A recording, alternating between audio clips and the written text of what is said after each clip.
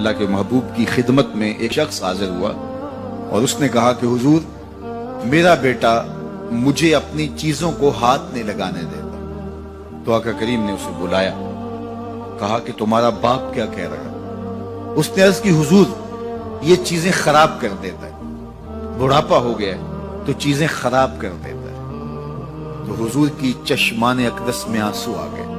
فرمایا ایک وقت تھا کہ اس کی چیزیں تو خراب کرتا تھا اور اس نے کبھی نہیں روکا تھا۔ تو حضور نے ایک تاریخ ساز جملہ ارشاد فرمایا، انتا و مالو کا لے ابی کا، تو بھی اور تیرا مال بھی تیرے باپ کا ہے، وہ جو چاہے کرے تو اس کو روک نہیں سکتا۔ لیکن اولادیں جب سمجھدار ہونے لگے تو وہ والدین کو دقیانوس سمجھتی، وہ والدین کو اولڈ فیشن سمجھ لیتی، وہ سمجھتی ہیں کہ یہ تو جدید دور کے تقاضوں کو جانتی نہیں، حالانکہ والدین نے چکی کی طرح زمانے کو پیسا ہوتا ہے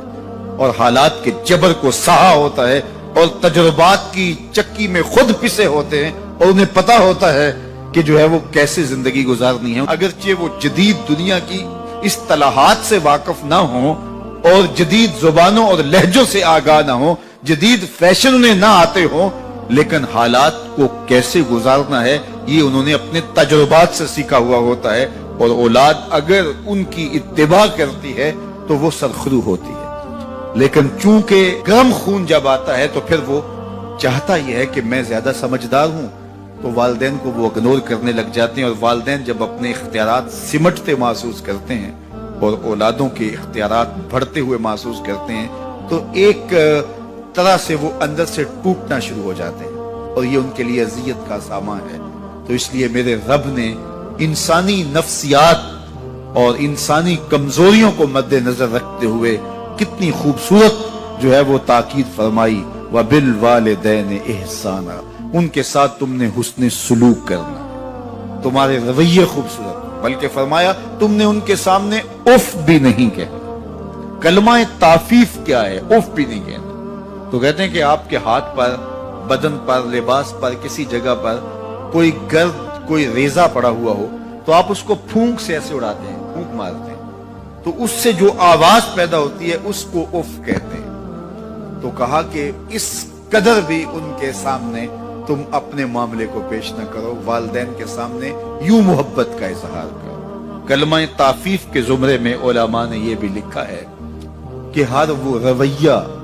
جو ماں باپ کے لیے اذیت کا سبب ہو، ہر وہ کام جو والدین کے لیے اذیت کا سبب ہو، اس کو نہ کیا جائے۔ حضرت امام حسن رضی اللہ تعالی عنہ حضرت سیدہ فاطمہ الزہرا رضی اللہ تعالی عنہ کے ساتھ کھانا نہیں کھاتے تھے۔ ایک دن انہوں نے کہا بیٹا میری آرزو ہے کہ تم میرے ساتھ کھانا کھاؤ، لیکن میں دیکھتی ہوں کہ تم میرے ساتھ کھانا نہیں لیتے ہو۔ تو عرض کی امی جان میں اس ڈر سے آپ کے ساتھ کھانا نہیں لیتا کہ کسی لقمے کی طرف آپ کی نظر بڑھ گئی ہو اور آپ کا ہاتھ ابھی نہیں بڑھا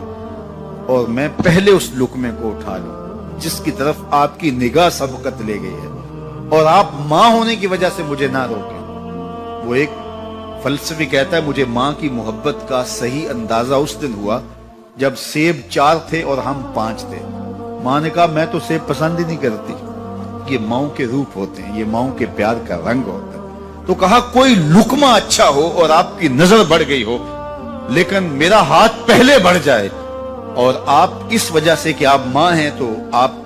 جو ہے وہ اس کی طرف ہاتھ نہ بڑھائیں، تو میں اس ڈر سے آپ کے ساتھ بیٹھ کے کھانا ہی نہیں کھاتا۔ تو کہا ان کے سامنے اف بھی نہ کہو، اور